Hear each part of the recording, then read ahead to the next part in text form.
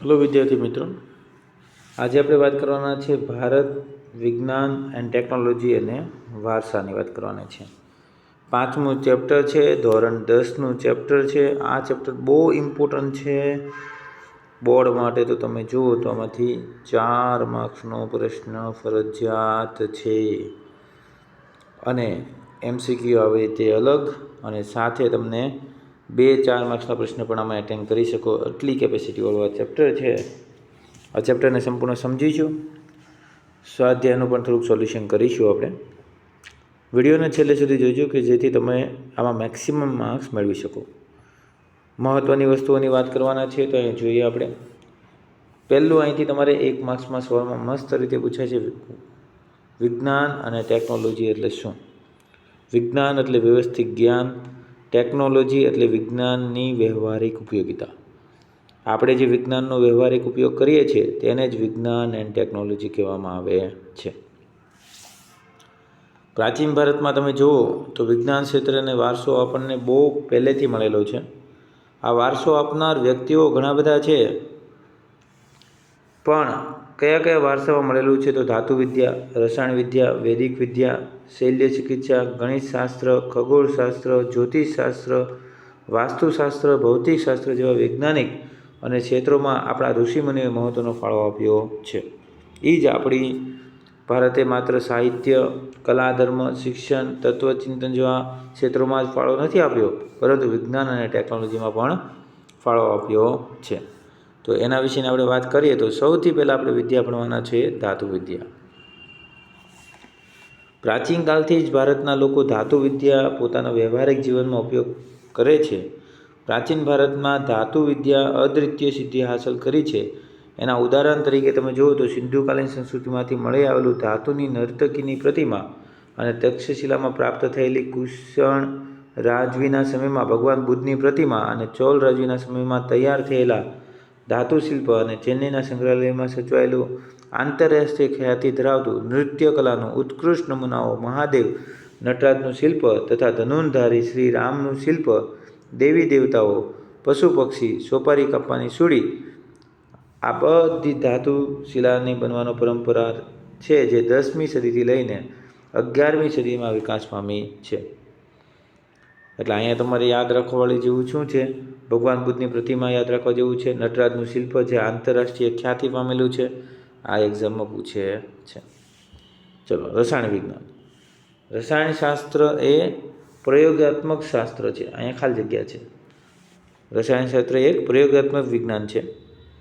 ખનિજ, છોડ, કૃષિ માટેના બીજ, વિવિધ ધાતુઓના નિર્માણ કે તેના પરિવર્તન અને સ્વાસ્થ્યની દ્રષ્ટિએ જરૂરી ઔષધિઓના નિર્માણમાં ઉપયોગી છે।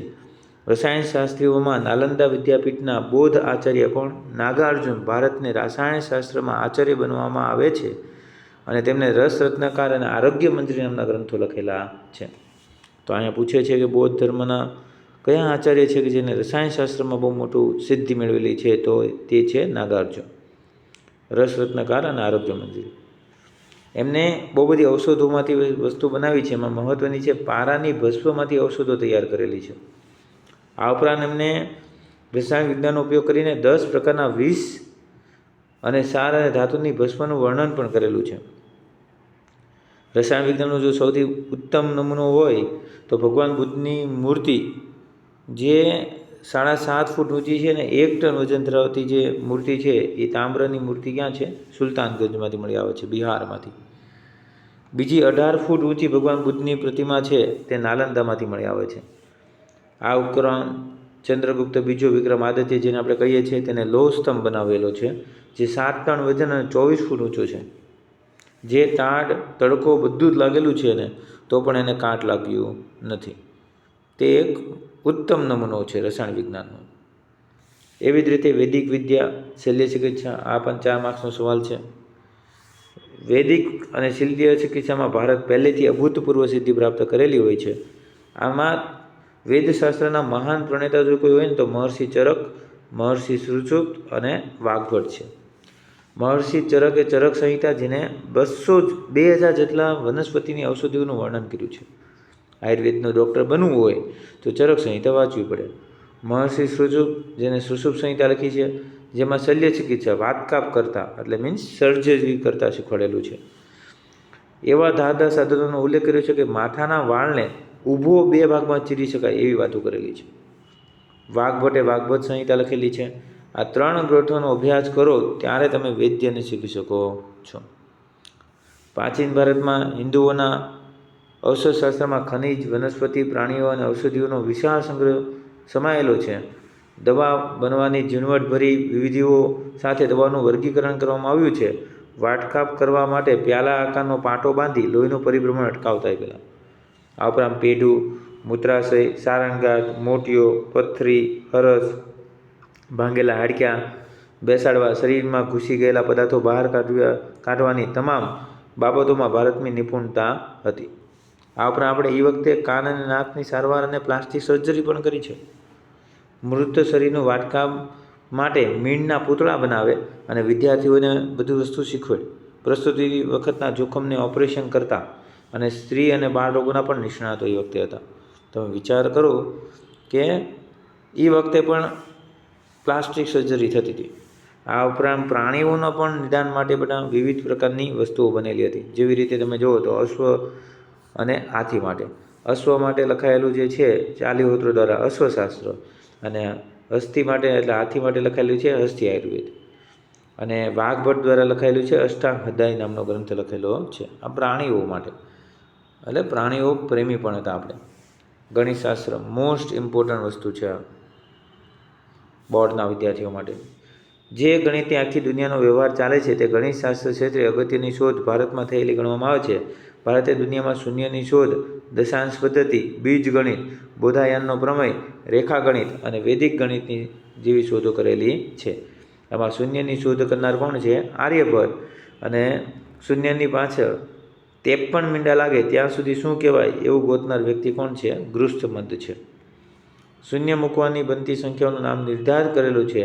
આ બધી તમને વસ્તુઓ મોહેંજો-દડો અને હડપ્પામાં તોલ માપના સાધનોમાં દશાંશ પદ્ધતિ જોવા મળે છે. આ ઉપરાંત બીજા એક ગણિતશાસ્ત્રી કોઈ હોય તો એ છે ભાસ્કરાચાર્ય. 1150માં લીલાવતી ગણિત અને બીજગણિત નામના ગ્રંથો લખેલા છે. તેમને સરવાળા, બાદબાકી ના સંશોધનો, બ્રહ્મગુપ્ત સમીકરણના પ્રકાર બતાવ્યા છે. બોધાયન પ્રમેય એટલે ત્રિકોણમિતિ, આપસ્તંભનું શુલ્વાસૂત્ર, વિવિધ વૈદિક યજ્ઞો માટે જરૂરી વિવિધ વૈદિકમાં પ્રમાણ નિશ્ચિત કર્યા છે. આ ઉપરાંત આર્યભટ્ટે આર્યભટ્ટિયમ નામનો ગ્રંથ લખ્યો છે. પાઈની કિંમત આપી છે 22/7 ને 3.14. આ ઉપરાંત ગોળાકનો પરિઘ, વ્યાસનો ગુણોત્તર, બરાબર, એવી રીતે પાઈની વેલ્યુ ગોતેલી છે.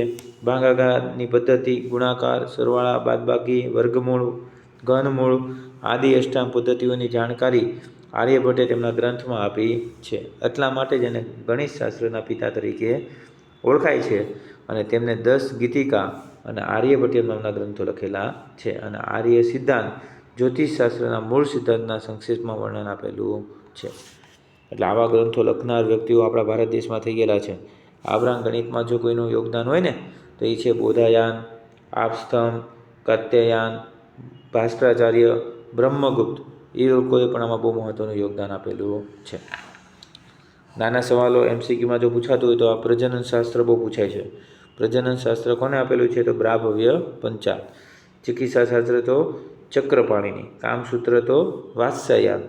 વૃક્ષ આયુર્વેદ તો મહામુનિ પરાશર. યોગશાસ્ત્ર તો મહર્ષિ પતંજલિ. યંત્ર સર્વસ્વ એટલે મહર્ષિ ભરદ્વાજ. અને કાલગણના કોઈ આપેલી હોય તો શક મુનિ આપેલી છે. વાત કરીએ ખગોળશાસ્ત્ર અને જ્યોતિષશાસ્ત્ર. શાસ્ત્રોમાં જો સૌથી કોઈ પ્રાચીન શાસ્ત્ર હોય તો એ કયું શાસ્ત્ર છે? ખગોળશાસ્ત્ર સૌથી પ્રાચીન છે. ખગોળશાસ્ત્રને લગતા ઘણા ગ્રંથો ભારતમાં લખાયેલા છે. આ બધા જ ગ્રંથો પ્રાચીન વિદ્યાપીઠમાં વ્યવસ્થિત અને ઊંડો અભ્યાસ કરવામાં આવતો હતો.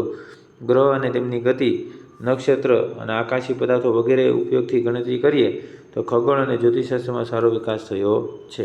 ખાસ કરીને ગ્રહ ઉપરથી ફળ પ્રમાણે જ્યોતિષ ફલિત કરવામાં આવ્યું છે.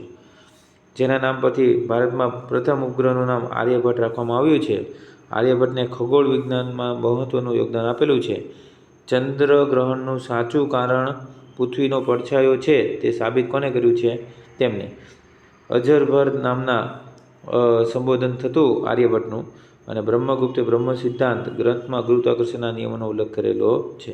એટલે ન્યૂટને નહીં પણ બ્રહ્મગુપ્તે ગુરુત્વાકર્ષણનો નિયમ આપેલો છે. અને પૃથ્વી પોતાની ધરી પર ફરે છે તેવું આર્યભટ્ટે કહેલું છે. ખગોળશાસ્ત્રની જેવો જ એક શાસ્ત્ર છે જ્યોતિષશાસ્ત્ર, જેના 3 ભાગ છે. તંત્ર, વોરા અને સંહિતા એવા 3 ભાગમાં વહેંચવામાં આવે છે. વરાહમિહિર મહાન ખગોળવેતા તથા જ્યોતિષશાસ્ત્ર હતા. તેમણે બ્રહ્મગુપ્ત સિદ્ધાંત નામનો ગ્રંથની રચના કરી, જેમાં આકાશી ગ્રહોની માનવીય ભવિષ્ય પર થતી અસરો, મનુષ્યના લક્ષણો, પ્રાણીઓના વર્ગોના લગ્ન સમયે, તળાવો, કૂવાઓ, બગીચાઓ, ખેતરોની વાવણી વગેરે પ્રસંગોના શુભ મુહૂર્તની માહિતી દર્શાવે છે. આપણને ગર્વ થવો જોઈએ કે આપણે પૂર્વજો વિવિધ વિદ્યા કેવી નિપુણતાઓ ધરાવીએ છીએ. પછીનું શાસ્ત્ર છે વાસ્તુશાસ્ત્ર. પ્રાચીન ભારતમાં વાસ્તુશાસ્ત્ર ક્ષેત્રે મહત્વનું પ્રદાન છે. વાસ્તુશાસ્ત્ર એ જ્યોતિષશાસ્ત્રના અવિભાજ્ય અંગ છે. જનગણનાના મહત્વના પ્રશંસા વિશ્વના અનેક દેશોમાં સ્વીકૃત થઈ રહી છે. પ્રાચીન ભારતમાં બ્રહ્મા, નારદ, બૃહસ્પતિ, ભૃગુ, વશિષ્ઠ, વિશ્વકર્મા જેવા મહાન વિદ્વાનોએ વાસ્તુશાસ્ત્રનું અનોખું પ્રદાન કર્યું છે. એટલે વાસ્તુશાસ્ત્ર જ્યોતિષશાસ્ત્ર સાથે સંકળાયેલું છે અને આ 6 લોકો એમાં મહાન છે. વાસ્તુશાસ્ત્રમાં રહેવાની જગ્યા, મંદિર, અશ્વશાળા, કિલ્લા, શાસ્ત્રાગાર વગેરેની રચના કેવી રીતે કઈ દિશામાં કરવી તે બધું લખેલું છે. આ ઉપરાંત રાણા કુંભાએ વાસ્તુશાસ્ત્રમાં સુધારો કરેલો છે 15મી સદીમાં. બીજું, વાસ્તુશાસ્ત્રના 8 ભાગમાં વહેંચનાર દેવોના પ્રથમ જો સ્થિતિ હોય તો વિશ્વકર્મા માનવામાં આવે છે. વાસ્તુશાસ્ત્રમાં જગ્યાની પસંદગી, વિવિધ આકારો, રચના, કદ, વસ્તુઓની ગોઠવણી, દેવમૂર્તિ, બ્રહ્મસ્થાન, ભોજનકક્ષ, શયનખંડ આદિ વિવિધ સ્થાનોનું બહુ મહત્ત્વ રહેલું છે. આમ તમે જુઓ તો વિજ્ઞાન અને દ્રષ્ટિબિંદુએ પરિવર્તન આવ્યું છે અને વિદેશે પણ તેને સર્વસ્વીકૃત કરેલું છે. આ એક સવાલ છે. પ્રાચીન ભારતમાં વિજ્ઞાનનું જ્ઞાન વિશ્વમાં સ્વીકાર થયું છે. આપણા ભારતની સંસ્કૃતિ વિશાળ, વૈવિધ્યસભર, ધર્મ અને વિજ્ઞાન પરંપરાના આદર્શો, વ્યવહારિક જ્ઞાન, સમજણનો સુભગ સમન્વય થયો છે, જે વિશ્વના બહુ ઓછા દેશોમાં છે. આપણી સંસ્કૃતિમાં સહિષ્ણુતા, સમાનતા જોવા મળે છે. અહીં દરેક વ્યક્તિને ધર્મ, જીવન પદ્ધતિ, મૂલ્યોને વિવિધ હોવા છતાં આપણા દેશમાં એકતાના દર્શન થાય છે. આમ ભારતીય સંસ્કૃતિ મૂળભૂત લક્ષણ એ ભૂલવું ન જોઈએ. વિવિધતામાં શું જોવા મળે છે? એકતા જોવા મળે છે. કલાની દ્રષ્ટિએ જોઈએ તો આંતરરાષ્ટ્રીય ખ્યાતિ પામેલું શિલ્પ હોય તો નટરાજ. કયું વિધાન સાચું નથી? તો રસાયણ વિજ્ઞાનની પ્રેરણાત્મક વિજ્ઞાન નથી. આ વિધાન સાચું નથી. મહર્ષિ ચરક એ ચરક સંહિતા, તો મહર્ષિ સુશ્રુતે સુશ્રુત સંહિતા લખેલી છે. કોઈ એક શાળામાં એક વર્ગના વિદ્યાર્થીઓ ગણિતશાસ્ત્ર વિશે ચર્ચા કરે છે તો તેમાં કોણ સાચું બોલે છે? શ્રેયા, માનસી અને હર. ભાસ્કરાચાર્ય લીલાવતી ગણિત અને બીજ ગણિત, દશાંશ પદ્ધતિની શોધ બોધાયન, આર્યભટ્ટ ગણિતના પિતા. નહીં, યશ નહીં આવે. શૂન્યની શોધ ભારતે કરી છે. આવશે. બ્રાહ્મવ્ય પંચાલે રચેલો ગ્રંથનું નામ છે પ્રજનન શાસ્ત્ર. પ્રાચીન ભારતમાં ગુરુત્વાકર્ષણનો નિયમ કોને આપ્યો હતો? તો બ્રહ્મગુપ્તે. મંદિર, મહેલ, અશ્વશાળા, કિલ્લા ઇત્યાદિ કેવી રીતે બાંધવા, કઈ દિશામાં બાંધવા, તો એ કેમથી ખબર પડે છે? વાસ્તુશાસ્ત્રથી ખબર પડે છે. હા, તો તમારું સંપૂર્ણ સોલ્યુશન 5મા ચેપ્ટરનું. આવા બીજા પણ સોલ્યુશન જોતા હોય તો ચેનલ લાઇક, શેર અને સબસ્ક્રાઈબ કરજો. કમેન્ટ સેક્શનમાં કમેન્ટ કરી દેજો.